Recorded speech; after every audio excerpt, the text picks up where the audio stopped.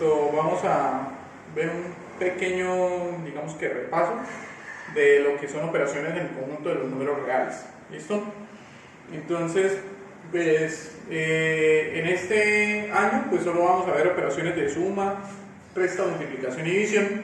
En noveno vamos a ver potenciación y radicación, y ya más enfocada, digamos, que en el álgebra. ¿Listo? Bueno, entonces ustedes saben que prácticamente los que tienen propiedades en este tema pues son la adición y la multiplicación, y pues ya hemos visto, digamos que en las guías anteriores vimos propiedades de adición y multiplicación para otros conjuntos numéricos, como el caso de los números enteros o el caso de los números racionales. ¿Listo? Entonces, el caso de los conjuntos de los números reales, pues ya digamos que abarca a todos los números. Entonces, empecemos con la propiedad clausurativa. Esta me dice que para la adición, todos estos son los de la adición y todas estas son las de la multiplicación. Entonces, para la adición me dice que si tengo dos números A y B que pertenecen a los números reales, al conjunto de los números reales, entonces la suma entre ellos dos pues me va a dar otro número real. ¿Listo? Entonces, por ejemplo, 3,7 más 5,3. ¿Sí? Entonces, al sumar esto, yo obtengo que es 9. ¿Listo? Entonces, eso me da un número real. Listo. Entonces, lo mismo pasa en la multiplicación. Si yo tengo dos números que pertenecen, A y B, que pertenecen a los reales, entonces la multiplicación entre esos dos números me va a dar otro número real. Bueno, para no complicarme tanto, voy a utilizar números naturales que ustedes saben que hacen parte del conjunto de los números reales. Entonces, 5 por 4 es igual a 20, y 20 también es un número natural, y los números naturales hacen parte del conjunto de los números reales. Entonces, por lo tanto, ahí está, digamos que demostrado. Ahora, propiedad conmutativa. Conmutar significa cambiar. ¿Listo? Entonces, en la suma, si A y B pertenecen a los números reales, entonces pues yo puedo sumar o A más B o B más A. Entonces, es lo mismo sumar 5 más 3 que 3 más 5. ¿Vale? Eso es lo que me quiere decir. A ambos resultados me va a dar 8. Para la multiplicación, exactamente lo mismo. Recuerden que el orden de los factores no altera el producto. Entonces, si A, B pertenece a los reales, entonces la multiplicación de A por B es lo mismo que la multiplicación de B por A. Entonces, 3 por 2 es lo mismo que 2 por 3, y eso es 6. Listo. Propiedad asociativa. Entonces, asociar, ¿listo? Agrupar.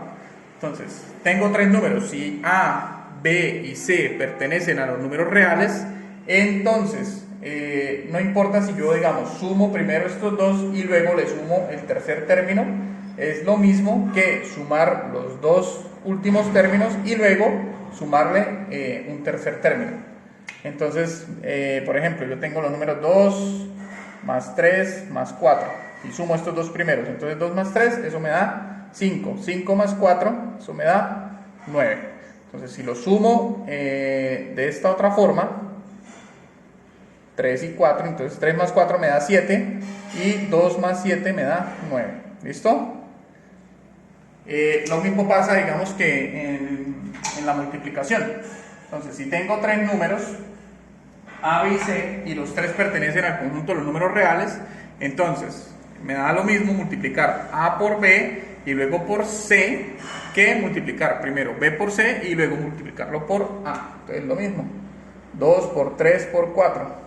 Entonces, si yo multiplico así, 2 por 3 me da 6 y 6 por 4 me da 24. Y puedo multiplicar entonces 4 por 3, 12, y luego por 2. 2 por 12 me da 24. Entonces, ahí queda demostrada la propiedad asociativa. La propiedad modulativa, el módulo. Entonces, el módulo de la suma es el 0, ¿no? Entonces, A más 0 sigue siendo A, no le estoy sumando nada. Entonces, por eso me queda el mismo término. Entonces, para todo A que pertenece a los reales, y lo que les decía, el módulo de la suma es el 0. En la multiplicación, el módulo de la multiplicación es el 1. ¿Por qué? Porque al multiplicar yo a por 1, me vuelve a quedar a. Y esto se cumple para todo a que pertenece a los números reales. Siguiente propiedad es la del inverso, en donde pues ustedes saben que el inverso de a es menos a. Si yo sumo esos dos términos, el resultado que voy a obtener es 0, ¿sí? Entonces, si yo tengo 5, el inverso de 5 es menos 5. Si yo sumo estos dos términos es 5 menos 5, esto es igual a 0. Para la multiplicación, entonces, el inverso de a en multiplicación, ojo, es 1 sobre a, ¿verdad? Ese es el inverso. Entonces, al yo multiplicar a por 1 sobre a, esto me va a dar siempre 1. Y esto se cumple para todo a que sea diferente de 0. Ustedes saben que no pueden dividir un número entre 0 porque esto me da una indeterminación. ¿Listo? Entonces, tengan eso en cuenta. Y la última propiedad que se cumple, digamos que... Bueno, y la última propiedad es la que es la distributiva, pues se cumple para, digamos que simultáneamente para la adición y para la multiplicación. ¿Por qué? Porque estoy, digamos que metiendo una suma y una multiplicación, ¿vale? Distribuir, pues ustedes saben, es, digamos que, bueno, en este caso tengo una suma dentro de un paréntesis y afuera una multiplicación. Entonces es como si yo cogiera esta a, y lo vamos a utilizar mucho ahorita en álgebra, y multiplicara este por este y este por este. ¿Listo? Distribuyo esta a entre estos dos términos. A por b más el signo que tengo ahí, ¿sí? Si aquí hubiera sido menos, entonces aquí el signo sería menos, a por c. ¿Listo? Y esto se cumple para todo a, b, c que pertenece a los reales. Entonces, un ejemplo. 5 que multiplica a 3 más 2. ¿Vale? Entonces, yo puedo... Pues, si tengo números, yo podría sumar normal. Esto da 5 y 5, 3 más 2 me da 5, entonces 25, ¿verdad? Pero pues, miremos que si yo distribuyo esto, 5 por 3 más 5 por 2, me tiene que dar exactamente lo que está acá. Entonces, 5 por 3 me da 15, más 5 por 2 me da 10, y 15 más 10 es 25. Les digo que lo tengan en cuenta porque en álgebra, sí, como estos términos son desconocidos, entonces pues ahí sí tengo que distribuir. Si estos son letras A y B, entonces ahí sí me queda 5A y esto 5B. ¿Listo? Bueno, entonces muchachos, esto hay dos ejercicios ahí planteados para el tema de operaciones, entonces hagámoslos. Bueno, primero dice determinar el perímetro. Entonces recuerden que perímetro es la suma de todos los lados de la figura.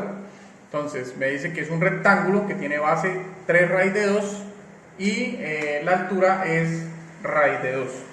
Entonces es un rectángulo, por lo tanto este lado pues mide igual que este y este lado mide igual que este, ¿no? Entonces como es la suma de todos los lados, lo que voy a hacer es precisamente eso, sumar todos los lados. Entonces, bueno, cojamos este de acá, empecemos de arriba, 3 raíz de 2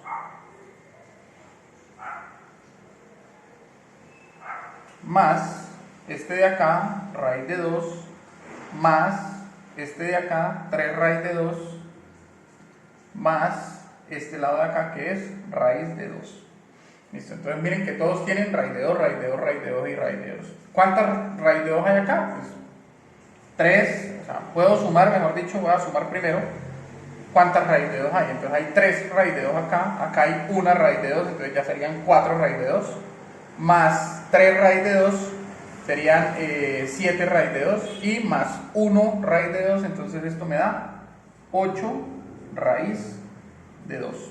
Y pues al calcular cuánto equivale 8 raíz de 2 en una calculadora, pues ya les digo, entonces equivale eso, sería 8 raíz de 2, esto es igual, o bueno, aproximadamente, el símbolo de aproximado es así, 11,3137 y aquí pues continúa. Recuerden que como es una raíz, entonces este número es un número irracional. Listo.